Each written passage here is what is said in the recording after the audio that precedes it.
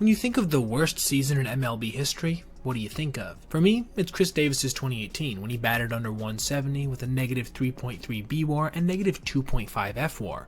His OPS was under 550, his OPS plus and WRC plus were under 50, and the only thing he did even remotely well was field his position at first, arguably the least valuable place a player can play. With all this being said, what if I told you that Brandon Drury actually had numbers comparable to Davis last season, and somehow arguably even worse in some respects? Which, obviously to me, certifies his 2024 as not only the worst year of any player in that campaign, but also designates it as perhaps the worst of the 2020s overall. Major League position players have three ways in which they can primarily affect a game, being hitting, running, and fielding. So we'll go through each of his results in this regard, starting with his hitting. Among guys who played in at least 90 games, he ranked dead last in batting average at 169, slugging percentage at 228, OPS at 469, OPS plus at 35, and offensive B-WAR at negative 1.6.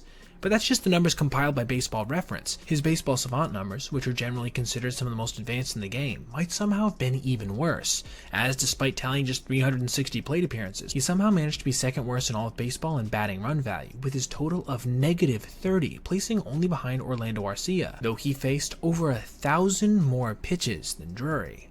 Even his advanced numbers in terms of quality of contact were some of the worst in baseball, as his expected batting average, expected WOBA, and expected slugging percentage were all in the 4th percentile or lower. But in order to tally the legendarily low value totals that he did this past season, you can't just be bad at the plate. You also have to be horrible at everything else, which, make no mistake, he was. In base running, his total of negative 2 runner runs was tied for 3rd worst in all of baseball, despite, again, only playing about 2/3 of the season. I guess this is somewhat unsurprising given the fact that he averages just 26.0 on his sprint speed, an 18th percentile total that's usually more indicative of a guy playing first base than second or third, where he spent the majority of his time in 2024. This true lack of quickness definitely affected him in the field as well, as he paired an abysmal 13th percentile arm strength of just 77.8 miles per hour on average with his throws, with a profound lack of athleticism and aforementioned speed to throw up a negative 2 fielding run value and negative 0.4 D-WAR. This was another aspect of his performance that was pretty disappointing, considering he had tallied positive 5 FRV in 2023. His overall swing of about 4 wins above replacement from last year to this one has to be one of the more shocking developments of the 2024 season,